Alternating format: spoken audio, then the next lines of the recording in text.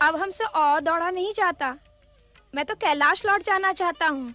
नहीं नहीं, खेल का त्याग करना खेल की नीति के विरुद्ध है। जब शरीर ही साथ नहीं दे रहा हो तो नीति का क्या करे? वे दोनों तो दिव्य शक्ति संपन्न है, हम उन्हें कैसे पकड़ सकते हैं? चलो चलो इस ओर देखते हैं। चलो चलो, चलो चलो।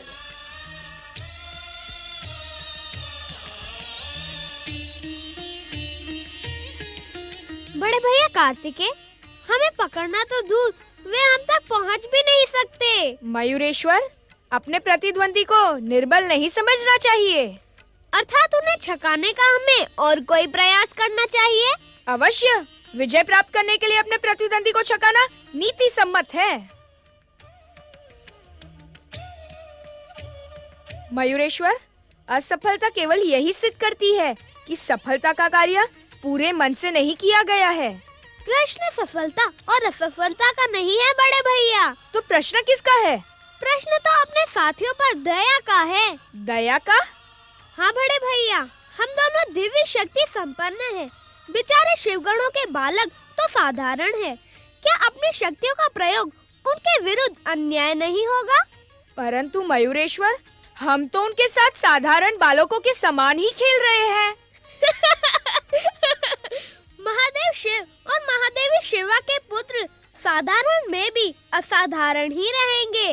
अर्थात हमें उनको न छकाकर उनकी यही प्रतीक्षा करनी चाहिए।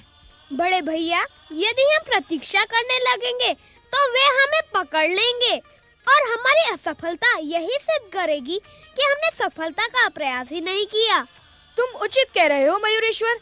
हम दोनों उस पेड़ के पीछे छिप जाते हैं। जब वे लोग हमारे समीप आएंगे तब हम उन्हें छकाने का और कोई उपाय सोच लेंगे। चलो। यदि ऐसी बात है तो हम बिना दूसरा तीसरा उपाय सोचे उन दोनों को पकड़कर ही रहेंगे।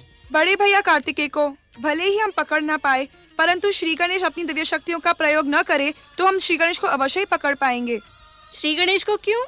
क्योंकि वे गजमुख हैं। इतना स्थूल काय उनका शरीर है। हमारे समान वो थोड़ी ही दौड़ पाएंगे। चलो।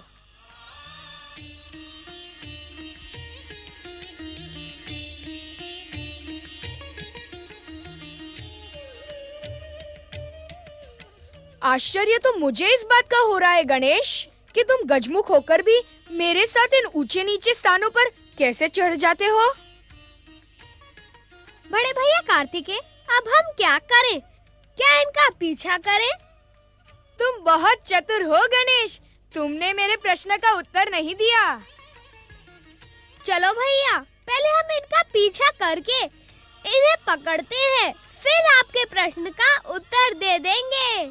ठीक है, चलो। बड़े भैया कार्तिकेय और मयूरेश्वर हमें कहीं दिखाई नहीं दे रहे, इसलिए आगे जाना उचित नहीं है। क्यों? एक बार पिताजी ने मुझे बताया था कि इस वन में वृक्ष नरभक्षी होते हैं। वृक्ष भी कभी नरभक्षी होते हैं? पिताजी असत्य तो नहीं कहेंगे? यदि हम यहाँ खड़े रहे तो उन दोनों को पकड़ेंगे कैसे? वे हमें अपने पीछे पाकर यह समझेंगे कि हमने अपनी दिव्य शक्तियों का प्रयोग किया है। परंतु जब उन्हें अपनी मूर्खता का ज्ञान होगा तब तो वे अवश्य ही लज्जित होंगे। आप ठीक कह रहे हैं भैया।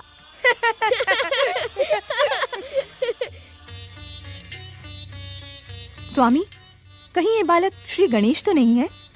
हाँ हाँ देवी, इस संसार में गणेश के अतिरिक्त गजमुख बालक और कौन हो सकता है? तो आइए ना स्वामी, हम इन्हें रोककर इनका आदर सत्कार करते हैं। नहीं देवी अहिल्या, इनकी बाल लीलाओं में बाधा डालना उचित नहीं होगा। परंतु स्वामी, हमें इनके दर्शनों से महान पुण्य प्राप्त होगा। देवी, इस समय हम स्नान का संकल्प लेकर आश्रम से निकले हैं। स्नान के पश्चात यदि हमें यहाँ मिले तो हम इन्हें अवश्य आमंत्रित करेंगे। स्वामी, ऐसा सौभाग्य हमें बार बार प्राप्त नहीं होगा। मैं जानता हूँ देवी, किंतु इस समय हम जिस उद्देश्य से निकले हैं उस उद्देश्य को पहले पूर्ण करते हैं। और वैसे भी इस समय तो ये यहाँ खेल रहे हैं, हमारे रोकने से इन्हें कष्ट होगा। आओ देवी, पहले स्नान करते हैं। चलिए। नारायण नारायण नारायण, श्रीमन नारायण नारायण नारायण।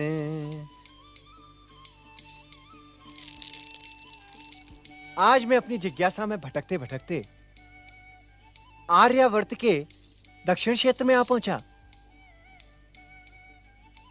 किंतु सदा वेद मंत्रों से गुंजित रहने वाला महर्षि अगस्त्य का आश्रम आज इतना शांत क्यों है?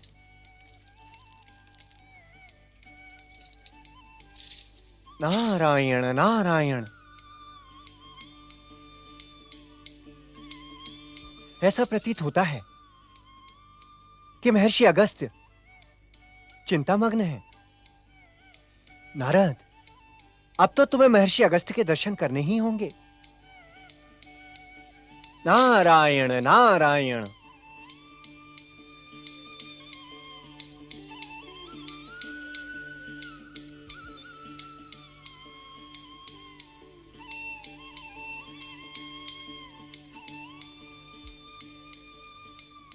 नारायण नारायण।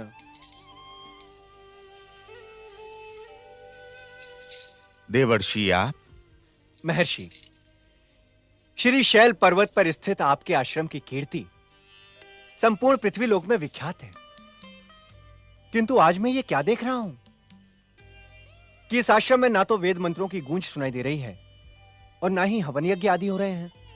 देवर्षि, आप उचित समय पर पधारे हैं। इस समय मुझे आपके परामर्श की आवश्यकता है। मेरा परामर्श महर्षि? देवर्षि, आप तो जानते ही हैं, मेरे आराध्य देव भगवान भोलेनाथ ने अपने पुत्र कुमार कार्तिकेय को दक्षिण में शिव भक्ति के प्रचार प्रसार के लिए मुझे सौंपा था। परंतु क्या महर्षि?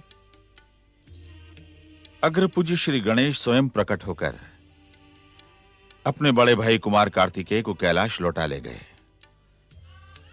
उनके जाने के पश्चात यह आश्रम ही नहीं, यहां का सारा वातावरण उदास है। नारायण नारायण। आप सत्य कह रहे हैं महर्षि। कुमार के यहां से जाने के पश्चात इस आश्रम की दयनीय स्थिति स्पष्ट दिखाई पड़ रही है। देवर्षि, पिछले कुछ दिनों से मैं कैलाश जाने के लिए विचार कर रहा हूं, परंतु मैं कुछ निर्णय नहीं कर पा रहा। मेरा कैलाश जाना उचित भी होगा या नहीं?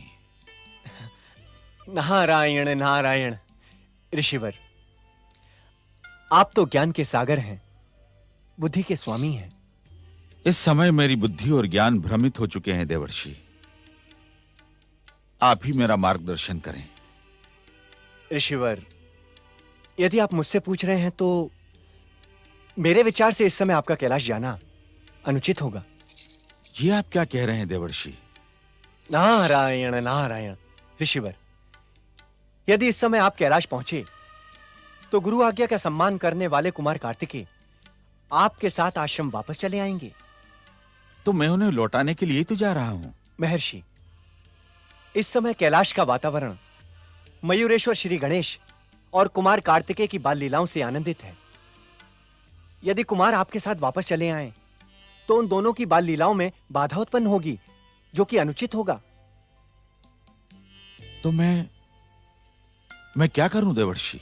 ऋषिवर, इस समय आप वही करें जिसका परामर्श आप समस्त संसार को देते हैं। आप अपना सर्वस्व अपने आराध्य को समर्पित कर दें। समय आने पर वे स्वयं आपको संकेत देंगे। नारायण नारायण।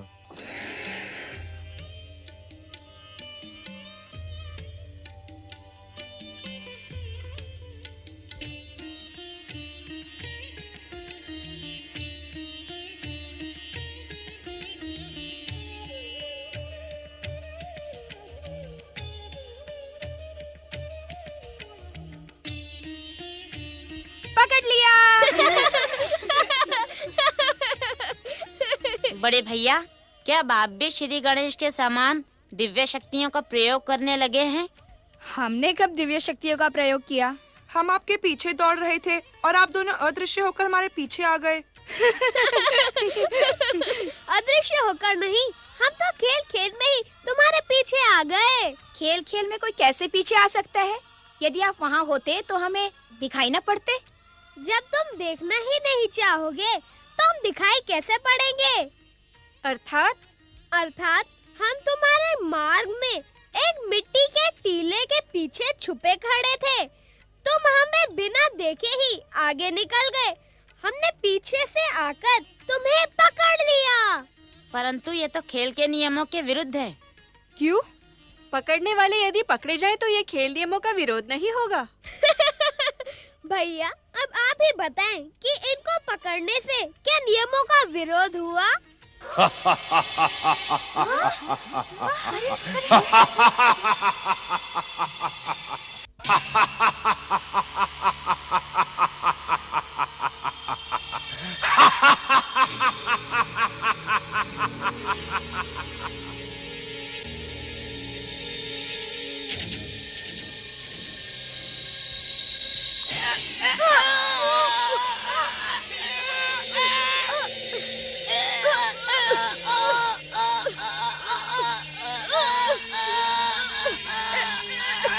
मयूरेश्वर, माँ शक्ति का स्मरण करो, वे अवश्य ही हमारी सहायता करेंगे। जय माता पार्वती, जय माता शक्ति, जय माता की।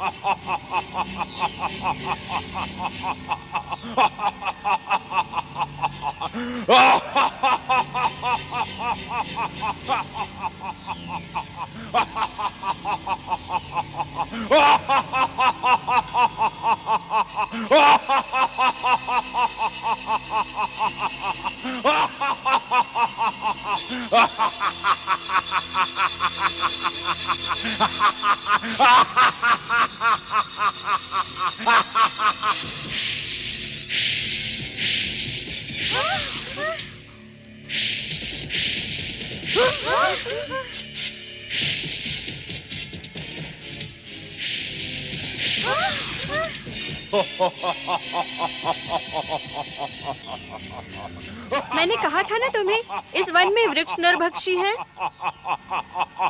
मयूरेश्वर, अब हमें लौट जाना चाहिए। यहाँ रुकना उचित नहीं होगा। नहीं बड़े भैया, दुष्टता करने वाले को दंडित करना मेरा कर्तव्य है और मैं अपने कर्तव्य से मुंह नहीं मोड़ सकता।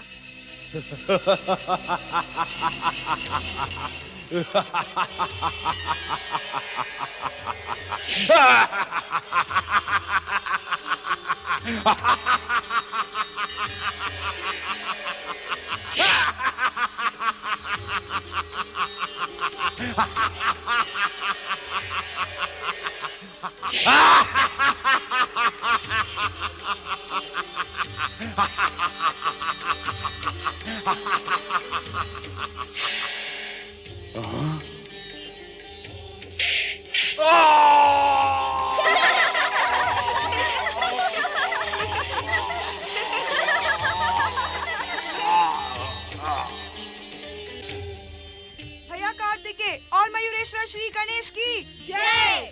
भैया कार्तिकेय और मयूरेश्वर श्री गणेश की जय। बड़े भैया कार्तिकेय और मयूरेश्वर श्री गणेश की जय। बड़े भैया कार्तिकेय और मयूरेश्वर श्री गणेश की जय। मयूरेश्वर, अब हमें लौट जाना चाहिए। माता हमारी चिंता कर रही होंगी। ना भैया ना, मैं अभी नहीं लौट सकता। क्यों? इस दुष्ट वृक्ष राक्षस से युद्ध करके मैं बहुत थक गया हूँ और भूख से तड़प रहा हूँ। क्या तुम्हें भूख नहीं लग रही बाल सखाओ? हाँ मयूरेश्वर, हमें भी बहुत भूख लगी है। पर इस वन में भोजन का प्रबंध कहाँ से होगा? मन में आशा हो तो भगवान भी मिल जाते हैं। फिर भोजन का क्या है?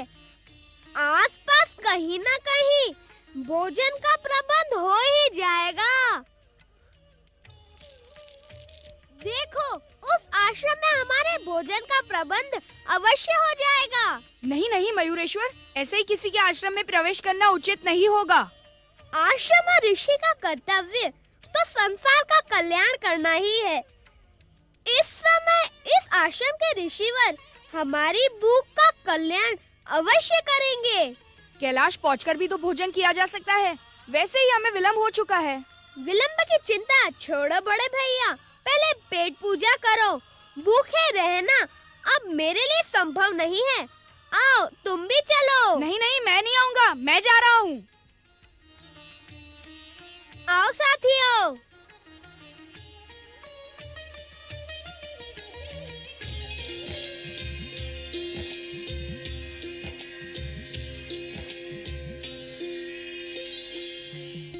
ठहरो, ऐसे नहीं, पहले आश्रम के स्वामी को पुकारो, उनसे भोजन मांगो।